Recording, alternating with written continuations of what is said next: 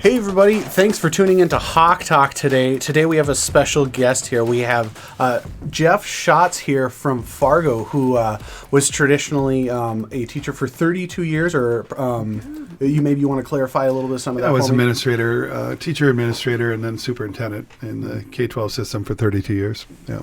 Awesome. And then now you're doing consulting, and you're actually working with us here at Hettinger Public School. And so in the last 5 years, I've worked across the state with about 50 different school districts when they've called and asked me to come in and help them with kind of sorting out where they're at and in becoming more strategically focused in the work that they do. So strategic planning, board governance, and in some cases, mentorship and leadership development. Gotcha. Fantastic. So we got you in here today predominantly just to kind of share with everybody, why you're here, what you're up to with us, and what we're trying to do here at the school to kind of hopefully better explain to them kind of what our goal is and what we're doing with you. So I was hoping you could kind of clarify some of that. Yeah, sure. Darren had reached out to me and asked me to come down and work with you as a school district on really the strategic planning process. How do we strategically focus our work? How do we ensure that we're providing a quality education for all of our students? And so looking both at the academic side of things and at the operational side too, the finance and the facility and all those types of things. I'm here to work with a committee of people that represent different stakeholders, both internal, external, some community members, teachers, the administrative team, of course, and then a few of the board members. And so we're here to get together, have conversations about what you're doing here in Hettinger with your K-12 system, and where do you want to go in the future, and how do we outline that and really articulate very specifically some goals and strategies and the ways that we're going to monitor how we're ensuring that our students are getting a quality educational experience. So really, the whole goal is just getting our hands dirty and going in really deep, taking a deep dive and deciding how we're doing all of those small to large things. Yeah, and so strategic planning really is outlining kind of the big bubbles, right? I always call that the anchors, the big things that we want to really focus our work on. And so a lot of times in school districts, that's that academic engagement piece, right? Mm-hmm. What are the different things we're doing, and how do we ensure that our curriculums and the things that the instructional practices that we're engaging in are the things that we need to be doing to ensure that our kids are being exposed to and have the opportunity to learn the things that are necessary for them to be successful when they leave us here in Hettinger and they graduate and they move on in the world with so many different options available to people as to what they might do. So our job is to try to figure out how do we get that done and what are the things we should focus our work on. Gotcha. Awesome.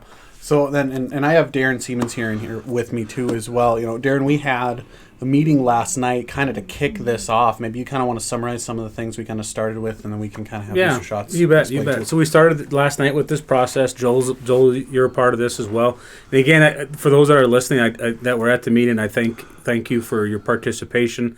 Again, a great group, like Dr. Schatz said, that are taking time out of their schedules to come in and really do this integral step for our school district.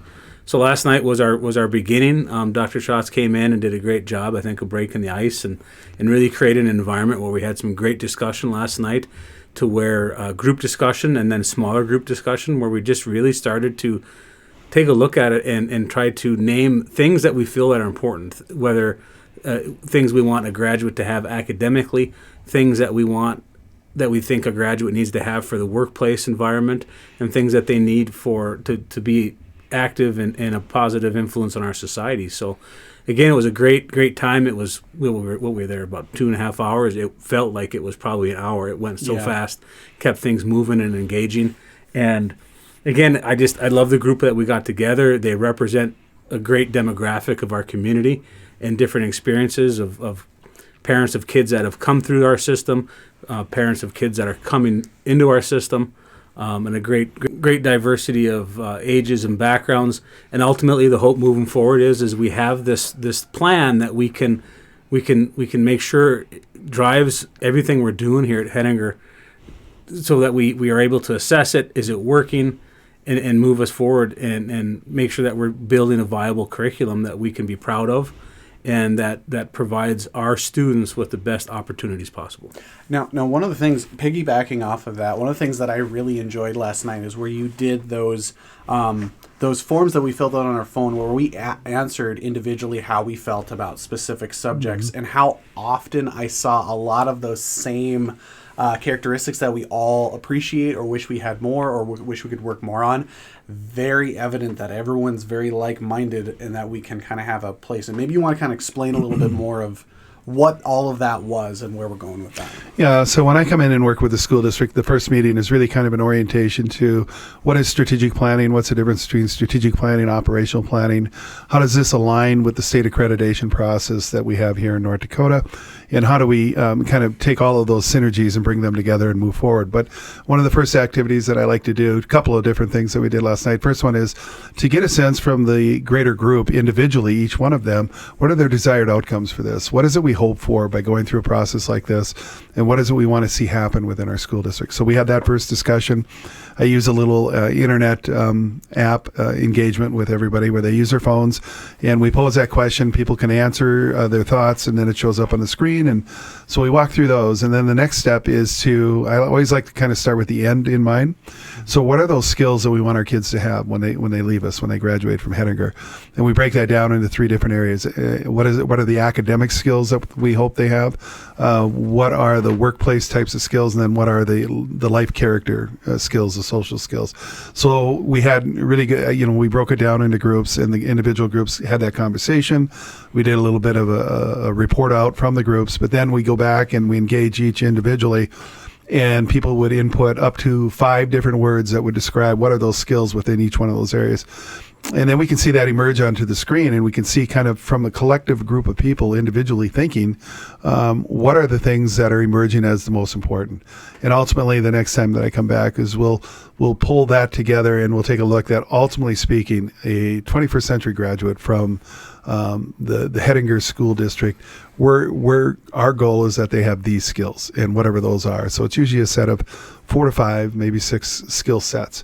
When we know that, then we can go back and say, okay, so what is the work that we have to do to achieve that? And that becomes the process of identifying what are the priorities and how do we focus our work on that. And that was so fun to do, because when all of us had to answer individually, and then you see how everybody's thinking the same thing, how exciting that is moving into the future. It just gets everybody excited about what we're doing here. It is. You come into a meeting like that, and I was a little trepidatious, because it's like, okay, you get a group of people together and you say, we're going to talk about the school. Is it going to be, we bring the pitchforks and we're gonna take the castle, And it's like, we're proud of what we're doing here. I feel we're doing a lot of good things, and that came out last night to where, again, as like you said, as people put that information in, the words that had similar people responding kept getting larger and larger on the screen. And it's nice to see that you can bring that many people together and have a very constructive, positive outcome that quick. Yeah. And see those shared goals. So we've obviously been kind of pumping up this whole thing of like, well, what were we talking about? What were the words that kept being consistent? So I'm going to have Mr. Schatz here explain a little bit more on what those were actually. So. Yeah, and so prior to engaging in the conversation about those skill sets, I talked about the 4 C's, the things that a real common language in education today, about critical thinking, creativity, communication, collaboration. Those are kind of the pillars of what people say are the basic skill sets that we want kids to know and be able to do and have as skills. But then if you drill that down into what are the other types of skills that we want to ensure that our kids have, and you look at the workplace and you look at social, emotional, kind of the social skills that we want kids to be able to have, you start talking about things like accountability, responsibility, integrity in everything that we do. That we have students who graduate here with a high level of character, and as Darren talked about, how do we engage with the society with where we live, and so how do we figure out what some of those skills need to be? Social awareness, knowing what's right and what's wrong in different social settings, and how we act and how we engage with people and interact. The workplace, one of the things that is always comes out is that communication piece, right? Being able to articulate through verbal communication, but also written communication, understanding what it is that we're reading and being able to comprehend that. And in the workplace, it's the dedication and the work ethic and those types of things. So we kind of throw a lot of those things out, and then ultimately we come back and we say, okay, if we brought all those together, what are those 5 main skill sets?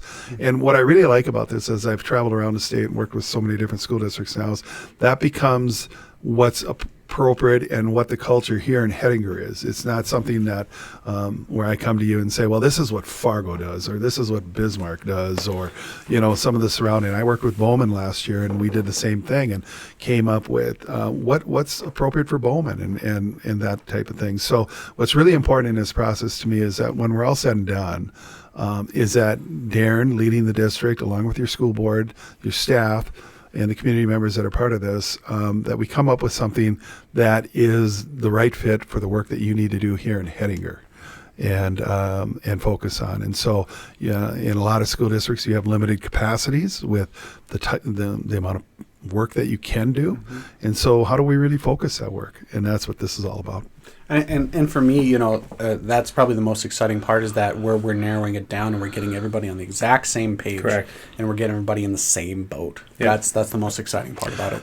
Yeah. Same boat, and for everything across the board, same boat on where we're heading, same boat on how we're going to assess and decide, are we meeting those goals, and same boat so we can make sure that financially we're supporting those goals as well. Yeah, and it comes down to a common language, right? So what is the language? What is the speak, if you will, when we talk about our school district? How do we articulate that? How do we explain to people the work that we're doing? And I always say in education, a lot of times we struggle with being able to articulate what it is we do. Yet it is, one of the most important things that we do. And if we can't talk about it as educators, about how we're educating, what are the things that we're doing, what are the most important things that kids need to know and be able to do, then we're struggling. And so we need to be smart about that. And so a lot of times this kind of process brings that common language to the table and the conversation. And so Darren as a leader and your board as leaders and the rest of the staff start talking the same language. That's awesome. Yeah. So then moving forward here, so now we're having future meetings that we're getting together for.